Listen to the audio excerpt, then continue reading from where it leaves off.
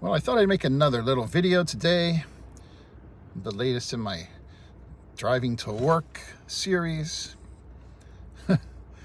Last night I was talking about, this guy who murdered the CEO in New York. But there's another story too that's going on, and that's the Daniel Penny story. The former Marine, unless of course you want to say once a Marine, always a Marine, who put the one crazy, violent asshole in a chokehold while trying to restrain him on a subway car when he was threatening to murder people, and how he was going to go back to jail for killing somebody. I guess someone with a serious history of violent mental illness.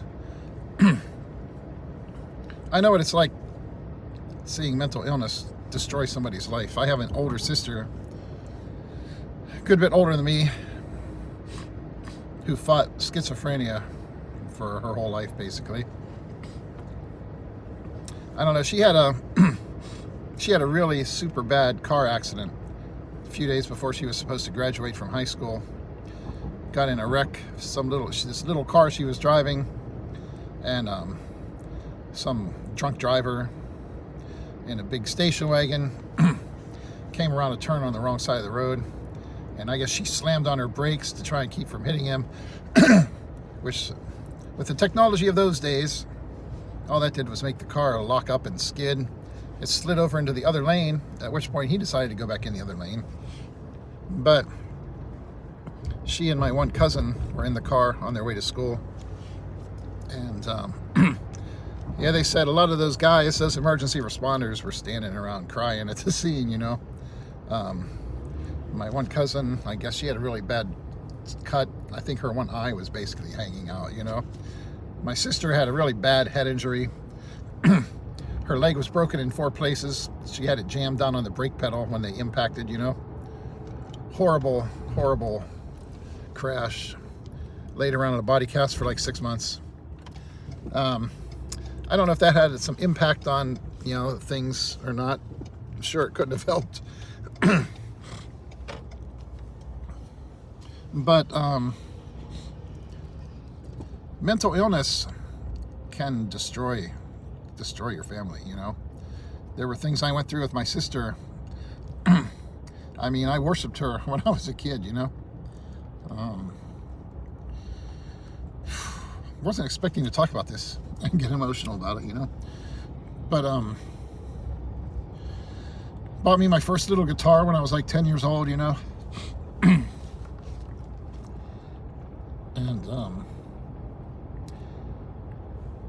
seeing the shit that she went through in her life was horrible.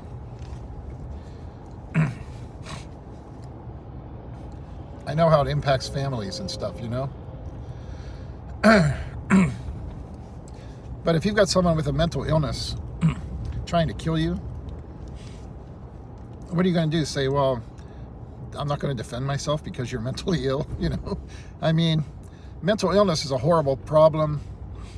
It doesn't get the attention and respect it deserves in terms of treatment, because politicians are always trying to just save money and make money for their wealthy donors who got them their seat, and they're not really interested in taking care of people. This is just a fact that we all know, The idea that we as a society have an obligation to take care of each other is totally foreign to some of these vicious freaks that we call politicians. But that being said, someone's trying to stick a screwdriver in your heart. Someone's got you down on the pavement, kicking you in the head. Does it matter that they're mentally ill?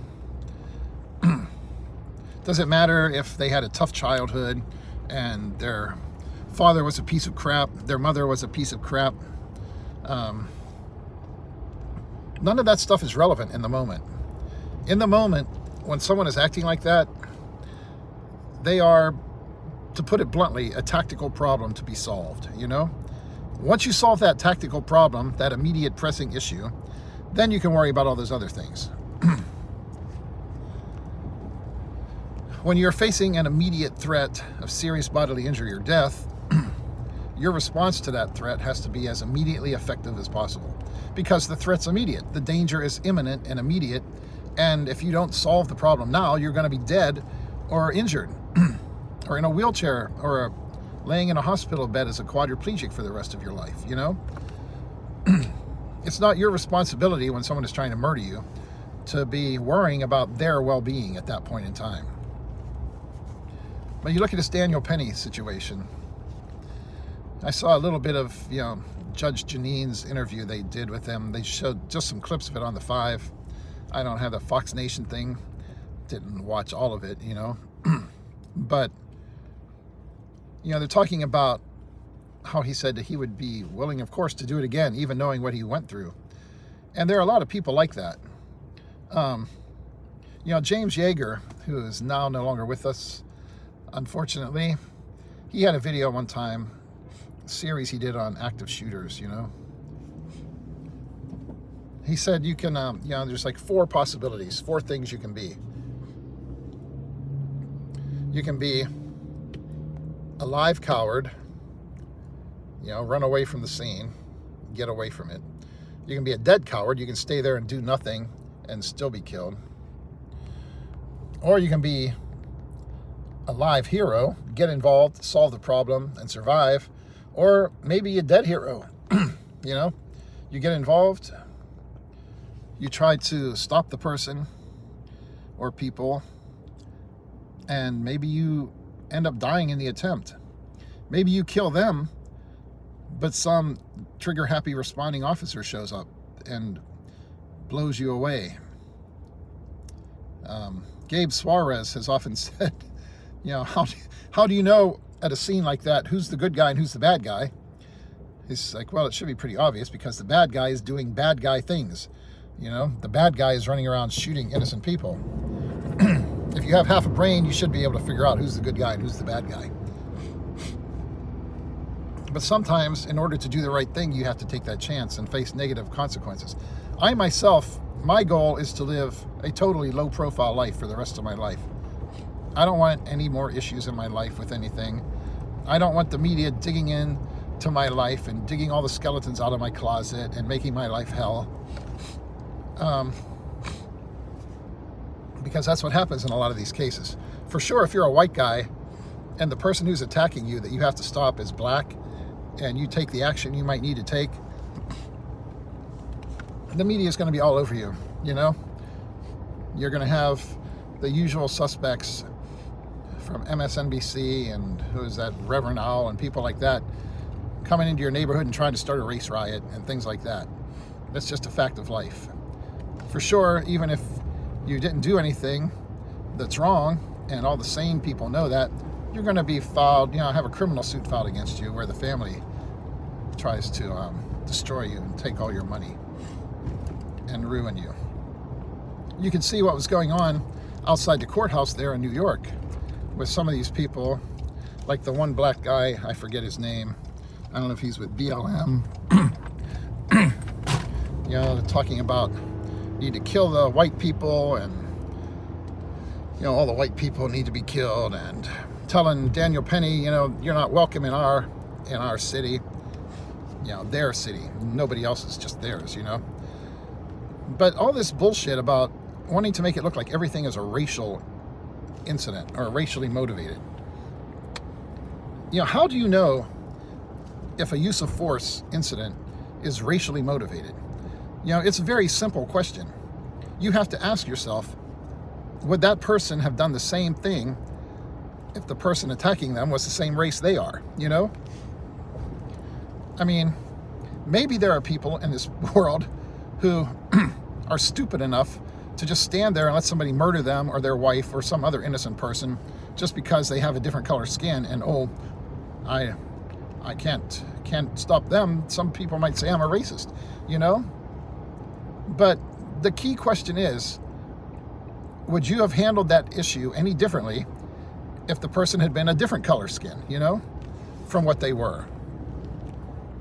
You have to ask, okay, if this person took action to stop the black person who was trying to kill them, Does that mean that they would not have taken the same action to stop some white asshole who was trying to kill them? Some brown asshole? You know, if they would not have just stood there and let somebody murder them, even if they were a different color, well then obviously the color of the person's skin wasn't really relevant, you know? Now, if you've got someone who is using force in a situation where it's really not necessary, if they've obviously got somebody down on the ground basically torturing them, then obviously that's a different story, you know? But if someone is trying to murder another person and their intended victim pulls out a gun and shoots them and keeps them from being able to murder them, the basic facts of the matter are the only thing that matters. There's always going to be people whose only purpose in life is to cause trouble, who will jump in later and say, oh, it's racist, you know? Some of them, because they're just lunatics and they think everything is racist, they honestly are stupid enough to believe that. And others, because there's money to be made, you know? There's money and fame to be had doing this. Being out there yelling through a megaphone and being on TV and stuff, that's a lot more interesting than having to go out and get a real job, you know? You know, it's not your fault if someone's trying to murder you if they had an unhappy family life, you know? If their mother was a hoe and their whole childhood was an endless succession of different gangbangers coming through who beat them and abused them just because his mama wanted to feel a penis between her legs, you know? And unfortunately, that's what a lot of children are raised with. You know, some of these people will tell you that even the idea of a nuclear family, you know, a stable family with a father and a mother who actually stay together and raise their children and teach them to be productive members of society, that the whole concept is actually a racist idea, you know? A lot of people out there basically expect for us to kiss the butts of criminals and worship them. And this applies no matter what color the person is, you know? There are violent white criminals, violent brown criminals, violent black criminals. It doesn't matter, you know? The fact that someone has had a horrible home life, has not been raised properly, has parents who themselves were assholes and who raised their kids to be assholes, doesn't mean that you should stand there and let them murder you. You know? And then those same people who obviously didn't care that much about their kids, or they would have trained them and taught them to be a human, they show up afterwards and cry for the cameras and sue you for, you know, hundreds of millions of dollars for taking away their joy, you know, in life, and this poor little innocent person that you killed just because they had a different color skin than you. Even though you would have done the exact same thing in that situation if the person had been the exact same color as you, you know? But that's the world we live in. So it puts you in a bad situation. You have to determine, are you willing to do what you have to do, willing to step up and take action, or are you willing to just let things slide and then have to try and look yourself in the mirror like Daniel Penny says later? I've been in situations before myself where, you know, not necessarily with, you know, violent situations and stuff perhaps, where I look back on it later and I really wish I would have taken action and done something instead of just ignoring it, you know? And that's something you have to think about, because you have to try and live with what you do.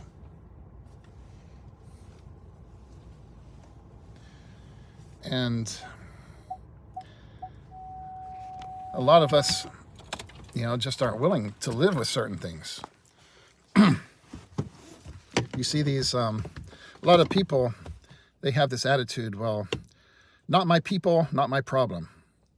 Just because getting involved with a situation can put you into so much trouble and bullshit in your own life.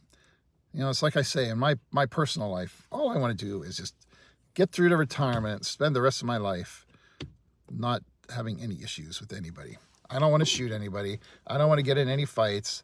I don't want to argue with anybody, you know? I'm just not interested in that. And unfortunately, sometimes bad guys force you into a situation where you have no choice but to do what you got to do. So you have to understand, if it does happen, though, you're going to have to maybe explain to a jury, even if the district attorney and the police are smart enough to recognize that there's no charge that can be reasonably brought against you, that it was something that you were basically morally obligated to do as a human being and as a citizen of a civilized society, that still someone down the line is going to sue you. People live to sue people. That's the American dream now, to sue somebody and get rich and not have to work anymore. And if you kill somebody, even if the person was an asshole and their whole family thinks they were an asshole, they're still going to sue you, you know? It's like that one Die Hard movie where Hans Kruger's brother came after him. And he's like, yeah, he was an asshole, but he was still my brother, you know? And if they see a chance to make millions of dollars off of you and get their face on television, they're coming after you, you know? And you're going to have to be able to explain to a jury of your peers logically why it was the necessary thing for you to take the action you did. So you can't be trigger happy, you know? And certainly there are situations where you need to recognize, man, the color of that person's skin may have a very big part in the outcome of that incident and what you have to go through for the rest of your life. But sometimes you're in a situation where you just can't live with yourself if you don't take action. Doesn't mean you're a racist, though, you know?